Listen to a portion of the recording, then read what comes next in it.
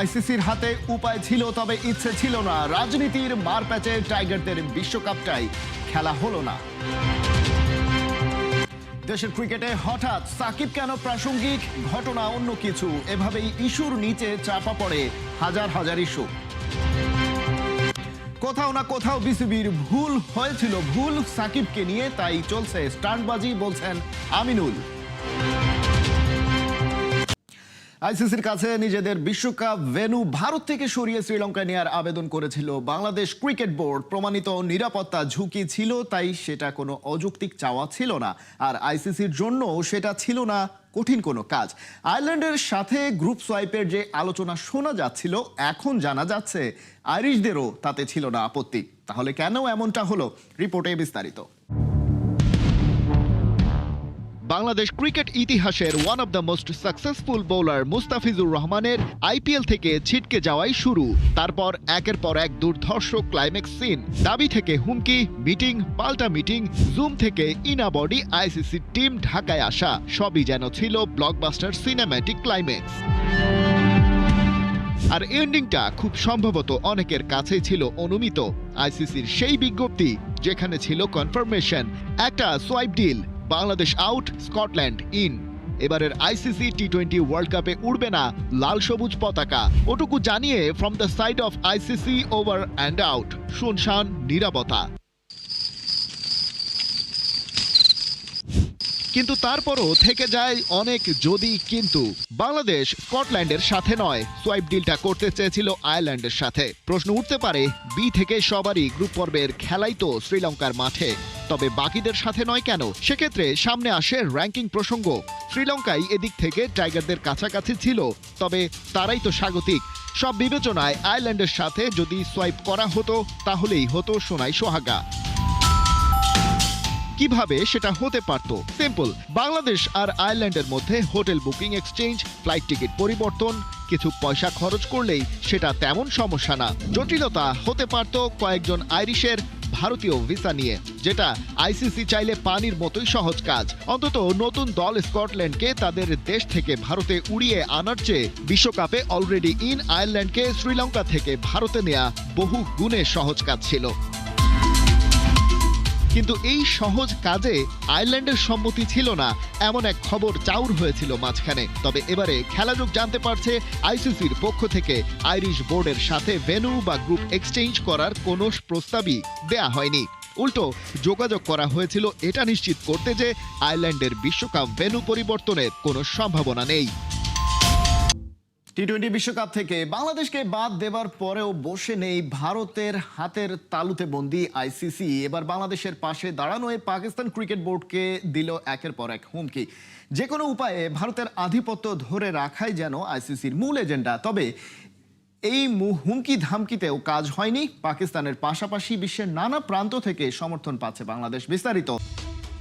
বাড়াবাড়ি নয়, থাকুন লিমিটের মধ্যে। বিপদ বাড়বে বাংলাদেশের পাশে দাঁড়ালে। বিশ্বকাপ বয়কট করলেই মিলবে শাস্তি। দ্বিপাক্ষিক সব সিরিজ হবে স্থগিত। পিএসএল এ বিদেশি ক্রিকেটারদের দেয়া হবে না এনওসি। এমনকি এশিয়া কাপ থেকেও দেয়া হতে পারে বাদ। ভাবা যায় জয়সার আইসিসি পর্দার আড়ালে এমন সব হুমকি দিয়েছে পাকিস্তানকে। বাংলাদেশকে অন্যায্যভাবে বিশ্বকাপে খেলা থেকে বঞ্চিত করার পর এখন তারা পায়তারা করছে আন্তর্জাতিক ক্রিকেট থেকে টাইগারদের একঘরে করার।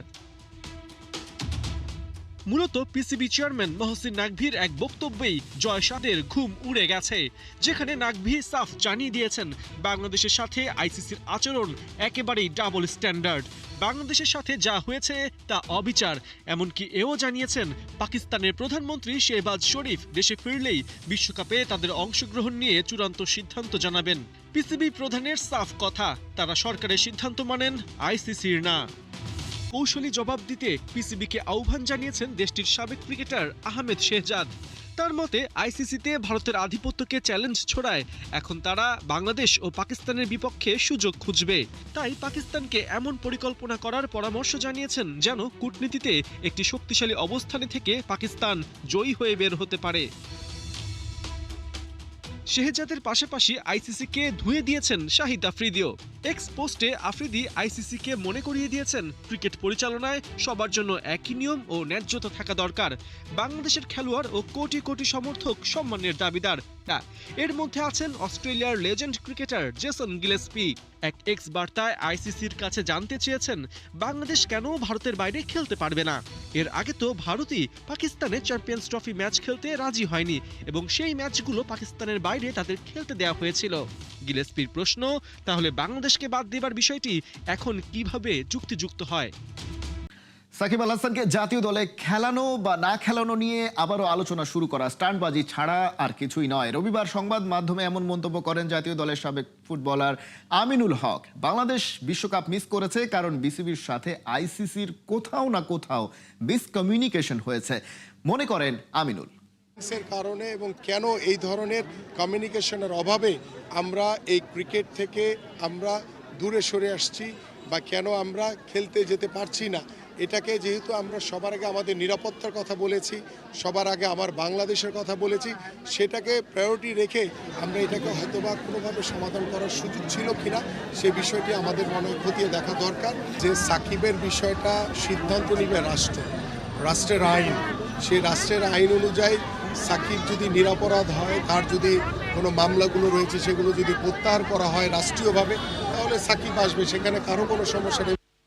সাকিব বাংলাদেশের ব্র্যান্ড। আগামী 100 বছরেও আরেকটা সাকিব আল হাসান আসবেন না। টি-20 বিশ্বকাপ থেকে ছিটকে যাওয়ার পর সাকিবকে নিয়ে এমন মন্তব্যই করছে বিসিবি। শুধু তাই নয়, বোর্ড জানায় সবকিছু ঠিকঠাক থাকলে বাংলাদেশ দলের জার্সিতে ফিরতে কোনো বাধা নেই সাকিব আল হাসানের। তবে প্রশ্ন থেকে যায়, বোর্ড চাইলেও কি সাকিব পারবেন দেশে ফিরতে?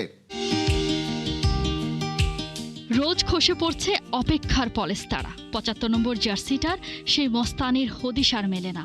শূন্যতার স্কোরবোর্ডে ঘর বেঁধেছে রাজ্যের হাহাকার। বিতর্ক, ভুল, সমালোচনা, নন্দিত থেকে নিন্দিত, নায়কের গায়ে খলনায়কের লেবাস। আমরা সবাই সাকিবের অবদান সম্বন্ধে জানি। বাংলাদেশের ব্র্যান্ড, আমাদের ক্রিকেটের ব্র্যান্ড, 100 ইয়ার্স আমরা সাকিব পাবো না, এবং সেটার প্রতি শ্রদ্ধা রেখেই বাংলাদেশ ক্রিকেট বোর্ডে আজকে উত্থাপিত হয়েছে সাকিবের ইস্যুটা। এবং সাকিব আল হাসানের যে অবস্থানটা বাংলাদেশে, মানুষের মনে যে ভালোবাসা এবং আমাদের যে দায়িত্ববোধ থেকে আলোচনা করেছি।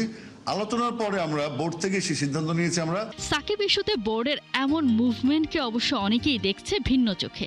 যে সময়টায় দেশের ক্রিকেটে বইছে অস্থিরতার বাতাস, প্রথমবার টি-20 বিশ্বকাপ থেকে বাদ দেয়া হয়েছে বাংলাদেশকে, ঠিক তখনই কেন প্রাসঙ্গিক হলেন নির্বাসিত সাকিব আল হাসান?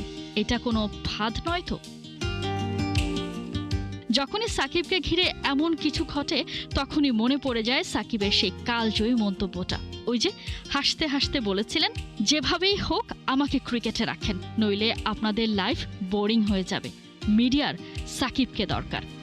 বাংলাদেশ ক্রিকেটের অলরাউন্ডার সাকিব আল হাসানকে দলে ফেরানোর প্রস্তুতি চলছে।